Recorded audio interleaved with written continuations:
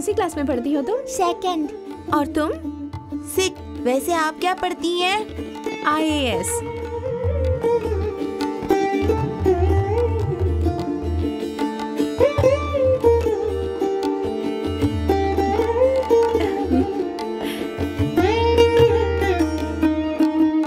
वैसे तुम्हारे भानु चाचा दिखाई नहीं दे रहे? हमारे चाची यहाँ पर नहीं आते ना।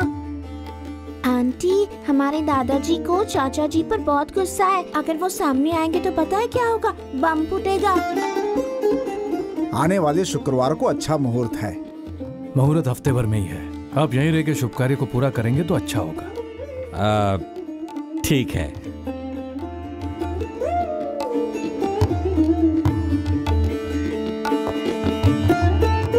आंटी आइए ना आंटी, हमारा घर देखिए। ये खा लो बेटा। बस हुआ ना माँ, पेट भर गया है। तुम्हें मोतीचूर के लड्डू पसंद है ना? खा लो। तुम्हारे पिताजी ने ही सगाई की तैयारी की थी। ये बात तुम्हारे भैया ने तुम्हें बताई ही होगी। मैंने तो बस यही सोचा था बेटा। कोई बात नहीं माँ, मुझे पता चलना चाहिए इसकी जरूरत भी क्या है। हाँ, पर अगर अगला जन्म हुआ तो उस जन्म में भी इसी भगवान से पैदा हूं ऐसी प्रार्थना करूंगा। कम से कम उस जन्म में पिताजी का लायक बेटा बन के रहना है माँ।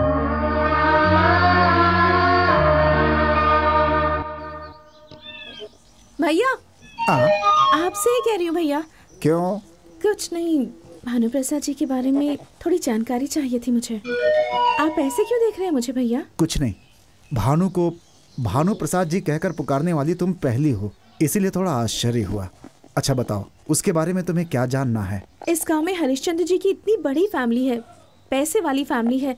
उनके दोनों बड़े बेटे तो बहुत अच्छी जिंदगी जी रहे हैं, तो फिर भानु प्रसाद जी ऐसे क्यों हैं? घर वाले उनसे पराया जैसा सुलूक करते हैं, जानबूझकर उन्हें अवॉइड करते हैं। ऐसा क्यों होता है? भानु प्रसाद की कहानी सुनकर भगवान भी दुखी हो जाते हैं। भानु को बचपन से ही पढ़ाई में दिलचस्पी नहीं थी। वो हर सब्जेक्ट में 0 ही पाता था। पिताजी को पता चलेगा तो चिल्लाएंगे, इसलिए 0 को मिटाकर 100 लिख करके उसके बाद पिताजी को मार्कशीट दिखाया करता था। फिर भी उसके पिता उसे डांटते थे। क्यों? 100 में कितने शून्य होते ये पता होगा तब ना। 4-5 शून्य लिख करके ले जाता था और पिताजी पकड़ लेते थे। भानु प्रसाद की पढ़ाई में दिलचस्पी नहीं थी, लेकिन वो स्कूल की छुट्टी कभी नहीं करता था, और उसकी वजह स्कूल में पढ़ने वाली लड़की माधवी थी, जो उससे 2 साल छोटी थी। एक दिन माधवी ने होमवर्क नहीं किया तो मास्टर साहब उसे मार रहे थे। भानु उसे रोते हुए नहीं देख सका और उसने मास्टर को बहुत मारा। उस दिन से उसने स्कूल की तरफ देखा भी नहीं और पढ़ाई हमेशा के लिए छूट गई। इसी तरह अनजान में की गई 2-3 गलतियों के लिए भानु प्रसाद आवारा है ऐसी उसकी छवि बन गई। जो काम उसे आता था उसके पिताजी वो काम भी उसे नहीं करवाते थे। धीरे धीरे भानु सबसे दूर होता चला गया। हंसता खेलता खुश था तो उसकी वजह माधवी थी, जो उस समय हॉस्टल में रहकर पढ़ती थी। शनिवार रविवार को घर आती थी। उसके आने पर भानु के लिए त्योहार जैसा होता था। भाई भाई, विजयवाड़ा की बस आ गई। आ गई क्या? क्या आदमी है, लगता है पूरी रात नहीं सो पाया। कैसी हो माधवी? ठीक हूँ, मुझे कोई तो बात नहीं, मैं ले लेती हूँ।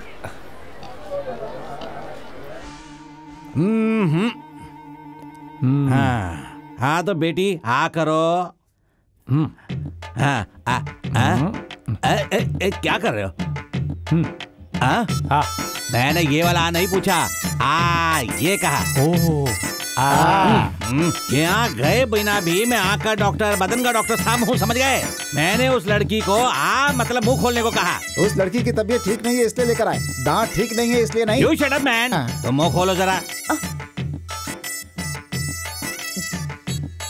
हाँ, ज्यादा बुखार नहीं है, इंजेक्शन दे दूंगा ठीक हो जाएगा। नर्स, इंजेक्शन तैयार करो। नुकराज, इंजेक्शन का मतलब सुई है ना? हाँ भाई।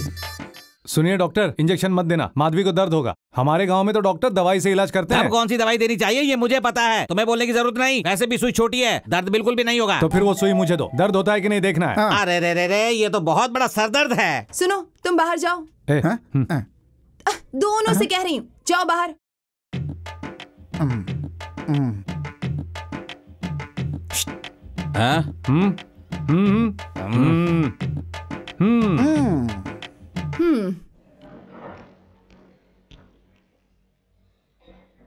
क्यों, इंजेक्शन दिया क्या? हाँ। तो तुम कार में बैठो, हम जाके फीस दे के आते हैं। नौकराज अपनी जुबान बाहर निकालो। ए सुन, ये जानवर का डॉक्टर है, इंसान का नहीं। चलो निकलो यहाँ से, डॉक्टर साहब को फीस देनी है। मैंने मेरे हिसाब से ट्रीटमेंट देने को कहा था, आपने अपने हिसाब से इंजेक्शन दे दिया। अरे अब ये क्या जबरदस्ती है? मैंने इंजेक्शन दिया, मतलब वो बच्चों को देने वाला इंजेक्शन था। नौकराज तैयार है भाई? मैं क्या कर रहे हो? हाँ, ये लीजिए। हाँ?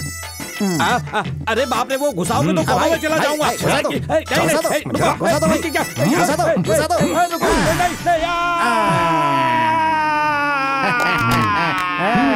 डॉक्टर 8 नंबर पेशेंट का बुखार बहुत बढ़ रहा है, इंजेक्शन दे दूं क्या? आज के बाद injection totally ban. No injection, only ये क्या टैबलेट्स। कर रहे हैं डॉक्टर? अरे बाप रे, मार डाला मुझे। क्यों? डॉक्टर को इंजेक्शन लगा दिया? इसीलिए तुम दोनों को लेकर नहीं जाना चाहती थी। तुम्हें इंजेक्शन देंगे तो देखते बैठे क्या हम? रोज इसी तरह के किस्से, रोज एक समस्या। भानु प्रसाद और माधवी की शादी करवा दी जाए तो भानु सीधे रास्ते पर आ जाएगा, उसे जिम्मेदारी का एहसास हो जाएगा। घर के सभी लोगों ने बड़े साहब से कह दिया। हाँ, बकरे के बच्चे को प्रेम से पाल के देवी को बलि चढ़ा दूं? माधवी की इससे शादी करके उसका गला काट दूं क्या?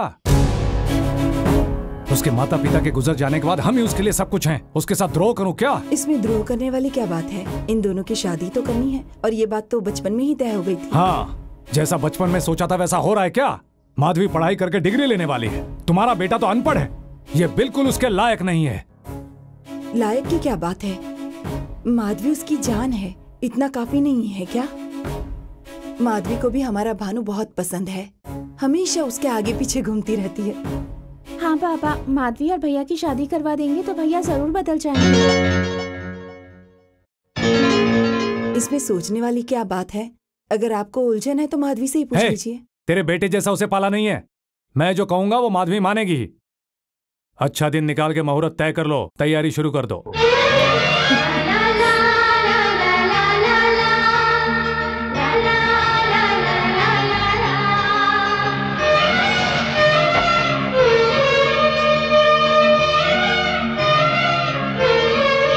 शादी की तैयारी गांव में बड़े धूमधाम से हो रही थी।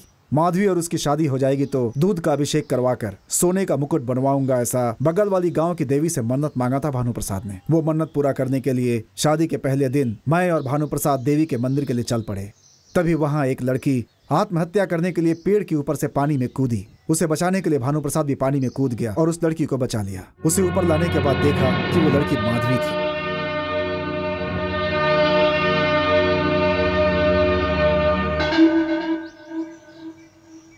कल सुबह शादी और तुमने आज ऐसा क्यों किया? इस शादी से बचने का और कोई रास्ता नहीं था मेरे पास। किससे पूछकर ये फैसला किया गया? तुम लोग आपस में ही तय कर लोगे क्या? और मैं तुम्हारे नाम का मंगलसूत्र पहन लूं? वैसे क्या दिक्कत शादी करूं तुमसे? पढ़ाई, कल्चर या डिग्री? तुम पढ़े लिखे नहीं हो, तुम्हारी उंगली पकड़कर 7 कदम भी नहीं चल सकती। मेरे फ्रेंड्स ने तुम्हारा परिचय करवाया तो इंग्लिश का एक शब्द नहीं समझ पाओगे, कैसे बात करोगे उन सबसे? माधवी, तुम कैसी बात कर रही हो? इतने साल तुम और भानु आपस में बातचीत नहीं करते रहे, खुशी से घूमते नहीं रहे? उस घर के कुत्ते के साथ भी घूमती थी मैं और खुश रहती थी। तो फिर क्या उसके हाथों से मंगलसूत्र पहन लूं? तुम्हारे हाथों से मंगलसूत्र पहनने से अच्छा है कि मैं गले में फांसी का फंदा लगा लूं। फांसी लगने वाली होती है तब भी उसकी आखिरी ख्वाहिश पूछी जाती है, पर मुझसे तो वो भी नहीं पूछा गया। क्यों नहीं पूछा गया? पढ़ाया है, पाल पोस के बड़ा किया है, इसलिए जैसा वो कहेंगे मुझे वही करना पड़ेगा, है ना? इतने सालों से तुम मेरे साथ घूमती थी, खुशी से बात करती थी, मुझे लगा कि तुम मुझसे प्यार करती हो। लेकिन कुत्तों के साथ जैसे घूमते हैं वैसे ही तुम मेरे साथ घूम रही थी, ये पता होता तो बात शादी तक नहीं जाती। बचपन से तुम्हारी आशा ही मेरी आशा है, तुम्हारी खुशी में ही मेरी खुशी है, सोच के जीता आ रहा हूँ। इसीलिए इस दुनिया में जो तुम्हें पसंद नहीं वो मुझे भी पसंद नहीं है। अब जब तुम मुझे पसंद नहीं करती हो तो मैं भी खुद को पसंद नहीं करता। तुम अपनी मर्जी से पढ़े लिखे आदमी के साथ शादी करके सुखी हो जाओ। पिताजी को तुम पर बहुत गर्व है, ये मुझे पता नहीं, पर उनका तुम पर बहुत ज्यादा भरोसा है। उनकी खींची गई लक्ष्मण रेखा को तुम कभी पार नहीं करोगी, ऐसे भ्रम में है वो। उसी भरोसे की वजह से ये शादी तय की है। उनका भरोसा टूटना नहीं चाहिए। तुम्हें ये शादी पसंद नहीं है, उन्हें पता चलेगा तो वो बहुत दुखी होंगे। एक लड़की के मन को जाने बिना, पसंद जाने बिना शादी तय करती, ये सोच के जिंदगी भर दुखी होंगे। इसलिए ये शादी मुझे पसंद नहीं है कह के मैं रोक दूंगा। पिताजी की नजरों में मैं नालायक लड़का हूँ, उनका प्यार न पाने वाला बदनसीब हूँ। अब अगर ये शादी रोक दी तो न जाने मेरे साथ क्या क्या होगा। उम्र कैद मिलने वाले को फांसी की सजा मिली तो कोई बड़ी बात नहीं, पर तुम उनकी प्यारी माधवी ही बनी रहो।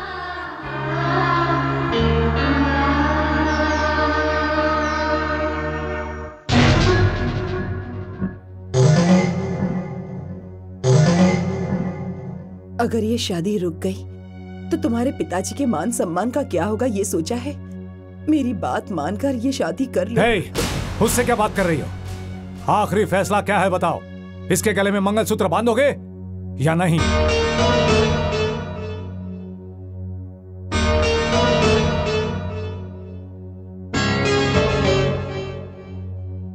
नहीं बांधूंगा। बस उस दिन से आज तक बड़े साहब ने भानु से बात नहीं की। पहले तो भानु के किए गए काम बड़े साहब को पसंद नहीं आते थे, लेकिन इस घटना के बाद भानु ही उनकी नजर से उतर गया। उनका बेटा इस दुनिया का सबसे बड़ा नाकारा है, ये सोचकर नजरअंदाज करने लगे। लेकिन भानु अपने पिताजी को अपने मन में एक भगवान का दर्जा देता है। उनका सर झुकना नहीं चाहिए, इसलिए अपना सर झुका के जीता है। इस हकीकत से वाकिफ नहीं है बड़े साहब। उसने जिस लड़की को मना किया था उसकी शादी उसकी आंखों के सामने एक इंजीनियर से धूमधाम से करवा दी।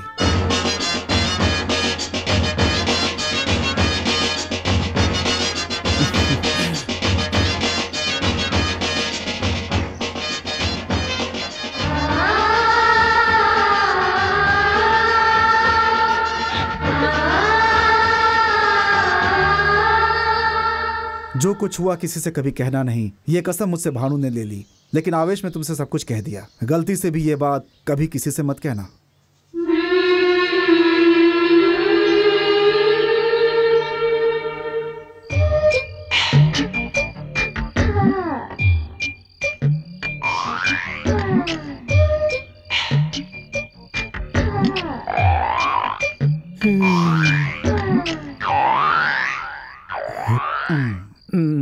क्यों रे? तुझे मैंने इतनी बार डांट दिया, इतनी बार सफाई करवाई तुमसे, इसलिए मुझ पे गुस्सा है? अरे नहीं भाई साहब, आप मेरे बड़े भाई की तरह हैं। बड़ा भाई चिल्लाएगा तो छोटा भाई गुस्सा करेगा क्या? Very good. ये क्या है भाई, अभी तक खड़े हो? अरे बैठो। नीचे क्यों बैठ रहे हो भाई? कुर्सी पे बैठो। कितने महान इंसान हैं आप। आपके सामने कुर्सी पर बैठूं, मेरी इतनी औकात नहीं है। अरे वाह वाह वाह वाह वाह, कुछ और सोचा था। तुम्हें इज्जत करना अच्छी तरह से पता है।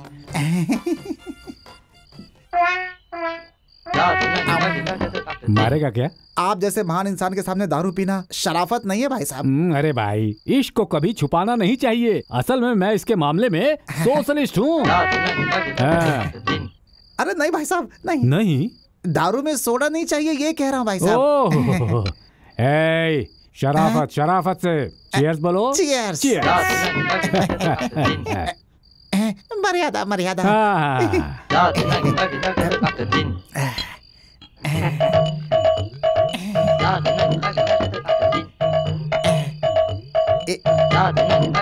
मर्यादा मर्यादा।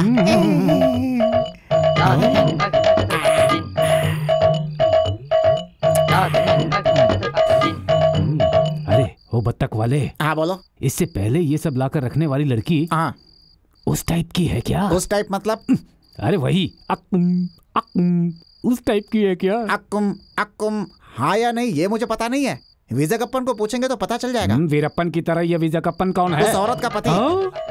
वीरक्कम लकड़ियां काटता है और वो वैजप्पन अक्कुम अक्कुम इंसान काटता है। इससे पहले 2-3 आदमियों को काट कर जेल में जाकर पूछता हूँ। अरे नहीं, इतना रिस्क नहीं लेना। नहीं। अच्छा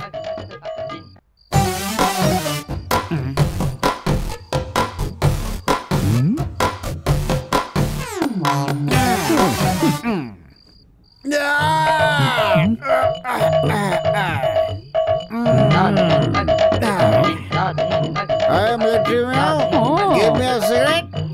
गिव।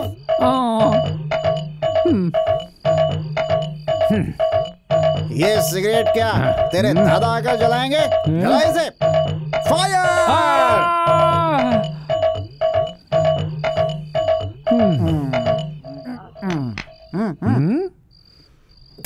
अरे अरे ये क्या क्या? इससे पहले क्या कह रहा था? अक्कुम अक्कुम।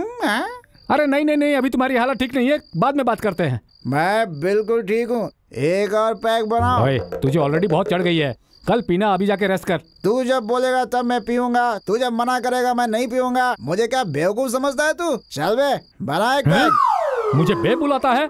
ओए, तेरी शराफत उतर गई लगता है। जंगल में घूमने वाला आवारा हाथी दिखता है, तेरे साथ क्या शराफत बे? चल बना। ओए, तुझे बैठा के पिलाया, लेकिन अब मुझे अकल आ गई मुझे। हाँ, आ गई है। लगता है इसे चढ़ गई। अच्छा सुन, जाके अंदर सो जा, अच्छे से रेस्ट कर ले, कल बात करूंगा। हमें जाना, हमें जाना, हमें जाएगा कि नहीं? बाप रे बाप, जा। कभी कभी मेरे दिल में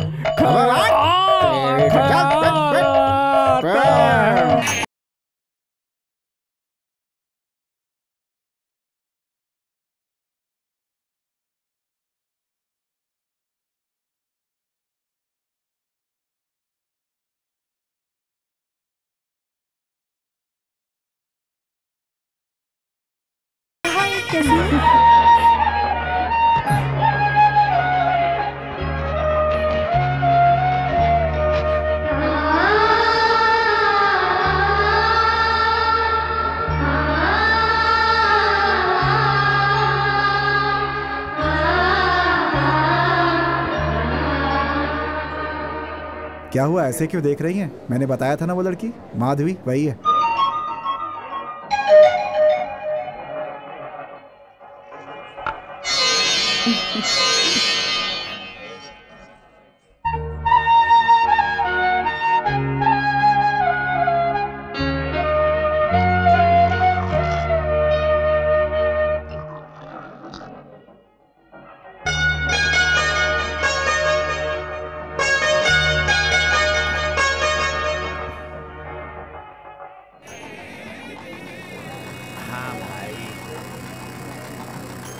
उन्हें बुलाया था, अभी तक आए नहीं, जल्दी आने वाले हैं। अरे वो सामान उठा के बात होना, वरना बाद में दिक्कत हो जाएगी। इतनी गर्मी है।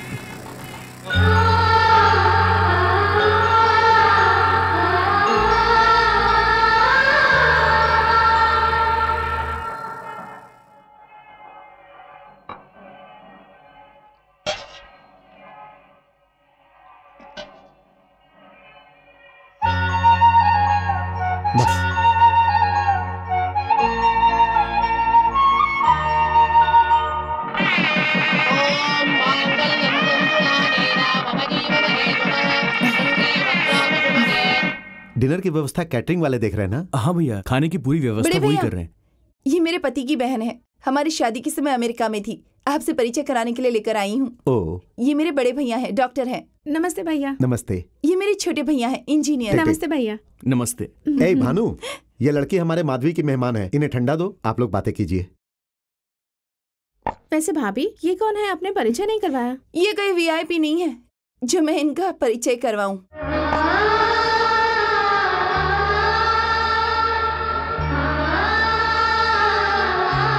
सुनिए, आपसे ही कह रही हूँ, 1 मिनट रुकिए। दुर्गा, वाणी, सर यहाँ आओ तो। कम ऑन, ऐसे क्या हुआ सपना? तुमसे कहा था ना एक वीआईपी से इंट्रोड्यूस करवाऊंगी तुम्हें। यही हैं भानु प्रसाद जी, इस घर के छोटे बेटे। नमस्ते। नमस्ते। देखने में तो बहुत ही सिंपल है ये, लेकिन मामूली इंसान मत समझना। शब्दों में बता नहीं सकते, इतने महान है ये। हम किसी को चिल्लर भीख में देते हैं या फिर खाना भीख में देते हैं, लेकिन इन्होंने कई लोगों को उनकी जिंदगियां भीख में दे दी। इनकी दी हुई भीख से जीने वाले कुछ लोग उस एहसान को भूल गए हैं, पर ये उसके बारे में बिल्कुल भी परवाह नहीं करते। इतने महान हैं ये।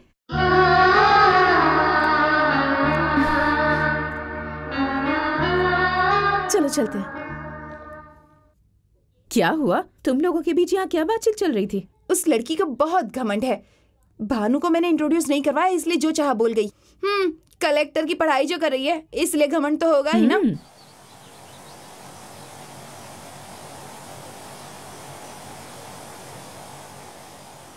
कुछ जरूरी बात करनी थी ना, तो यहाँ पर ऐसे चुपचाप क्यों खड़ी है? एक नहीं, 2 जरूरी विषय पर बात करनी थी। पहली बात, आज के बाद आप मुझे आप नहीं कहेंगे, तुम कहकर बुलाएंगे। दूसरा? वो कैसे शुरू करूं समझ में नहीं आ रहा। अभी जैसे कहा वैसे ही कह दो। आप मुझसे शादी करेंगे क्या? मैं सच में पूछ रही हूँ, आप मुझे बहुत पसंद है, इसलिए आपके साथ ही पूरी जिंदगी बितानी है, ऐसा मैंने डिसाइड किया है। घर में तुम्हारे माता पिता राह देख रहे होंगे, चलो।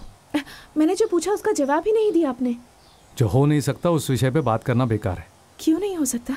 पढ़ाई करके डिग्री लेने वाली आप कहाँ, पढ़ाई न करने वाला अनपढ़ मैं कहाँ। अपने बराबर के किसी लड़के को देखकर शादी कर लीजिए। पढ़ाई और डिग्री को देखकर इम्पोर्टेंस देने के लिए प्यार कोई एम्प्लॉयमेंट एक्सचेंज नहीं है, वो तो इंसान का मन देखता है, और आपका मन इतना साफ है जितना किसी डिग्री वाले का भी नहीं होगा। किसी पढ़े लिखे इंसान के साथ जिंदगी बिताने से अच्छा है किसी ऐसे इंसान के साथ बिताना जिसे आप पसंद करते हैं, भले वो अनपढ़ हो। आपकी जैसी बात करनी मुझे नहीं आती, लेकिन आपकी मेरी जोड़ी सही नहीं है, ये मैं यकीन से कह सकता हूँ। मुझे माफ कर दीजिए। तो यही आपका जवाब है? हाँ जी। नहीं, आपके मन में शायद कोई और बात है, आप छिपा रहे हैं। मेरे मन में कुछ नहीं है, और होगा तो भी छुपाने की जरूरत नहीं है।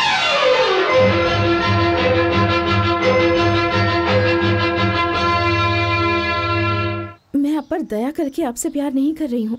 एक लड़की जो आपको ठुकरा कर चली गई, उसके बाद भी उसके खुश रहने की जिम्मेदारी आपने अपने आप पर ले ली। उस सच्चे दिल को देखकर मैंने आपसे प्यार किया। मैंने इससे पहले एक लड़की से प्यार किया है, अब किसी और को कैसे कर सकता हूँ ये मत सोचिए।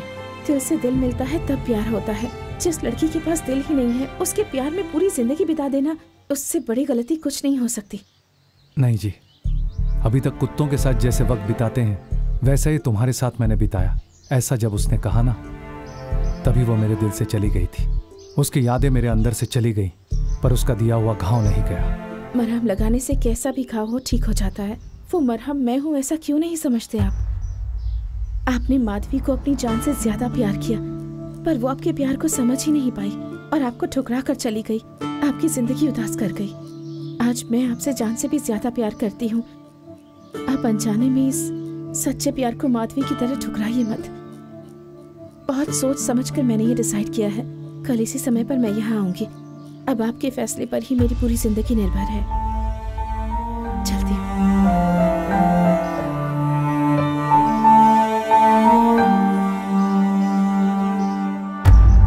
माधवी ने जो गलती की वो आप मत कीजिए। भानु प्रसाद जी, घर के सबसे छोटे बेटे।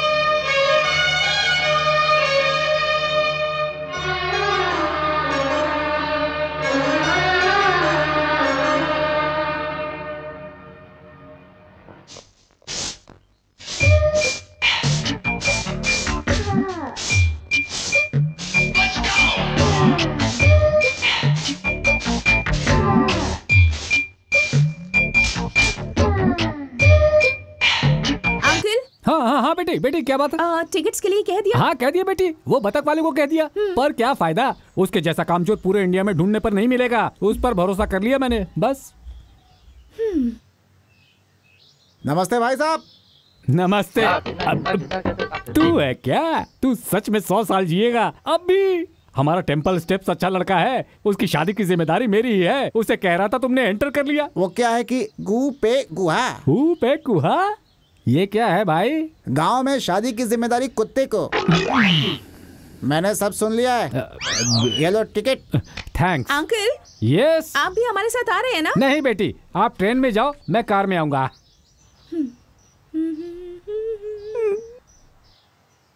तो फिर मैं चलता हूँ भाई साहब। टाटा, सी यू, गुड बाय। तुम्हारे अंदर सेंटिमेंट्स तो कूट कूट के भरे हुए हैं। ये आंसू मैं जा रहा हूँ इसलिए है क्या? नहीं भाई साहब, आपसे पहले आपका हाथ या पैर चला जाएगा इसलिए। आज 16 तारीख है। कल 15 थी तो आज 16 ही होगी ना। वैसे भी कोई संबंध नहीं है तुम्हारी बातों में। संबंध कैसे नहीं है, क्या बताऊं मैं? आप भूल गए क्या? यू रिमेम्बर, आपने कहा था हमारे गांव की ऐश्वर्या राय मंगम्मा, उसका पति मैन कटर, कल जेल से छूटकर वापस आ रहा है। आप संभल कर जाइएगा भाई साहब। भगवान।